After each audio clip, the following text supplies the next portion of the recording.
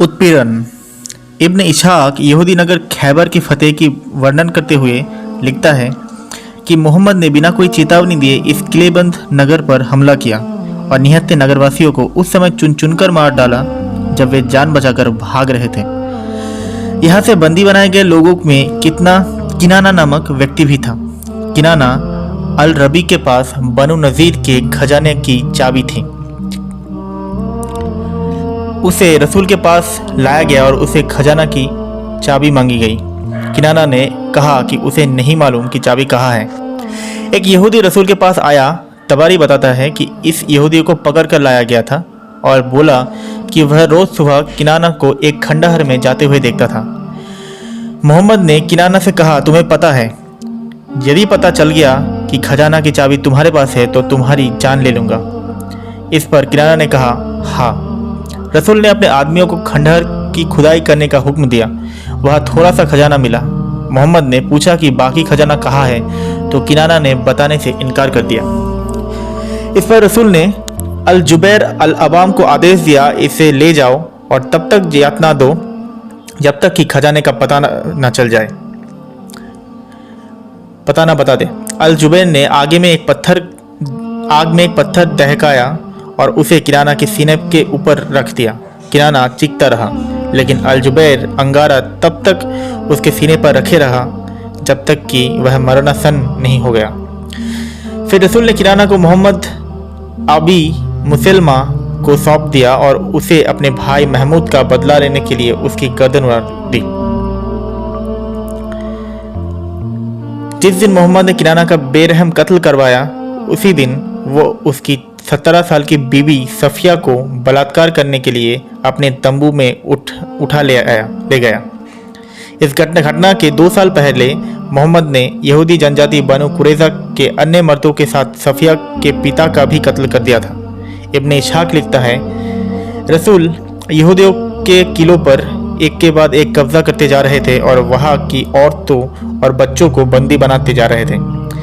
ऐसे ही एक कैदियों में खैबर के मुखिया किनाना की बीबी सफिया और उसकी 2 चचेरी बहनें थीं। रसूल ने सफिया को अपने हिस्से में रख लिया, दूसरी कैदी औरतों को मोमिनों में बांट दिया। बिलाल सफिया को रसूल के पास लाया गया और रास्ते में यहूदी मर्दों की लाशों पर चढ़ कर आए थे। जब मोमिन सफिया को पकड़कर रसूल के पास ला रहे थे तो उसकी सहेलियाँ उसके लिए चीख रही थी और रेत उठा कर उन पर फेंक रही थी। जब रसूल ने देखा तो उन्होंने कहा, इन चुड़ैलों को यहाँ से हटाओ। पर रसूल ने सफिया को वही खड़ी रहने का फरमान सुनाया और उसके ऊपर लाबादा फेंका, ताकि मोमिन जान सके कि उसे रसूल ने अपने लिए चुन लिया है। रसूल ने बिलाल को झिड़कते हुए कहा, क्या तुम्हारे भीतर ज़रा भी रहम नहीं है कि इन औरतों को उनके पतियों की लाशों पर से ले जा रहे हो। बुखारी ने भी कुछ हदीसों में मोहम्मद की खैबर पर फतेह और सफिया के बलात्कार के बारे में लिखा है। अनस ने लिखा, जब अल्लाह के रसूल ने खैबर पर हमला किया तो हमने तर्के फजर की नमाज पढ़ी। रसूल घोड़े पर सवार हुए और हम अबू तलहा के पीछे घोड़े पर थे। रसूल हवा की तरह शहर की गलियों में आगे बढ़ रहे थे और मेरा घुटना रसूल की जांघों से रगड़ रहा था। उन्होंने अपनी जांघें उघाड़ी और उसकी सफ़ेदी दिखी। जब रसूल ने शहर में प्रवेश किया तो उन्होंने कहा, अल्लाहु अकबर। हमने खैबर को मिटा दिया। जैसे ही हम उन लोगों की बस्ती के निकट पहुंचेंगे जिन पर हमला करना है तो उनके लिए सुबह क़यामत लेकर आएगी। रसूल ने यह बात 3 बार कही। सुबह हुई तो उस शहर के लोग अपने रोज़मर्रा के काम के लिए निकले और डर से चीखने लगे, मोहम्मद आ गया। हमारे कुछ साथियों ने कहा, अपनी फ़ौज के साथ। इतने में दिया आया और बोला, हमने खैबर जीत लिया, लोगों को कैद कर लिया है और खूब माल इकट्ठा किया है। हे अल्लाह के रसूल, मुझे एक गुलाम लड़की दो। रसूल ने कहा, जाओ और कैदियों में से किसी लड़की को ले लो। उसने सफिया बिनते हुवई को लिया। एक व्यक्ति रसूल के पास आया और बोला, हे अल्लाह के रसूल, अपने दिहा को सफिया दे दी। और अरे वह तो यहूदी कुरैज़ा अन-नज़ीर कबीले की मुखिया की मुख्य सेविका है, वह सिर्फ आपके पास शोभा देती है। तो फिर रसूल ने कहा, दिहया को सफ़िया रहित ले आओ। दिहया सफ़िया साथ आए और जब रसूल ने सफ़िया को देखा तो दिहया से कहा, कैदियों में से किसी और औरत को ले लो। अनस ने आगे कहा, रसूल ने उस कैद से आज़ाद कर दिया और उससे शादी कर ली।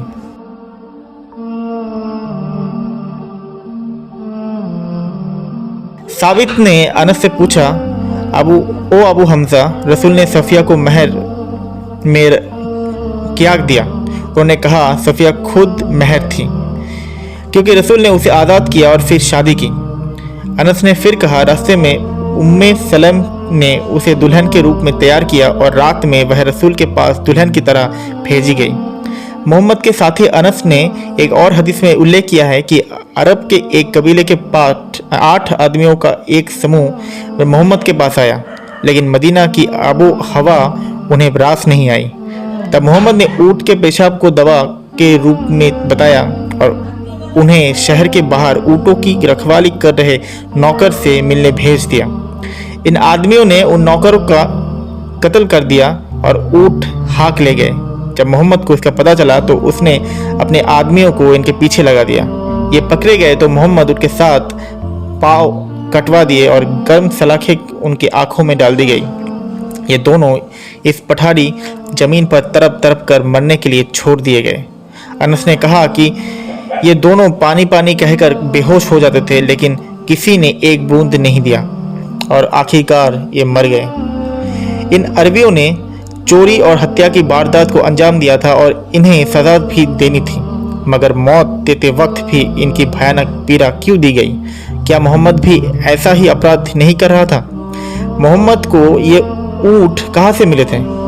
क्या ये ऊँट चोरी के नहीं थे? क्या मोहम्मद ने हमले नहीं किए थे और मासूम लोगों का कत्ल नहीं किया था? मुसलमानों का यह दोहरा चरित्र इस्लाम की शुरुआत से ही है। मुसलमानों की सोच में नियम कायदे या न्याय संगतता है ही नहीं। गैर मुस्लिम देशों में मुसलमान विशेषाधिकार की मांग करते हैं, जबकि जहां वे बहुसंख्यक होते हैं वहां गैर मुस्लिमों की न्यूनतम मानवाधिकार भी देने से इनकार करते हैं। वे इसके हिमायती ही नहीं होते, बल्कि उनको लगता है कि सारे अधिकार किसी गैर मुस्लिम के पास नहीं, केवल मुसलमान के पास होनी चाहिए। आज के लिए इतना ही, मिलते हैं अगले वीडियो में। तब तक के लिए अपना ध्यान रखिए। धन्यवाद।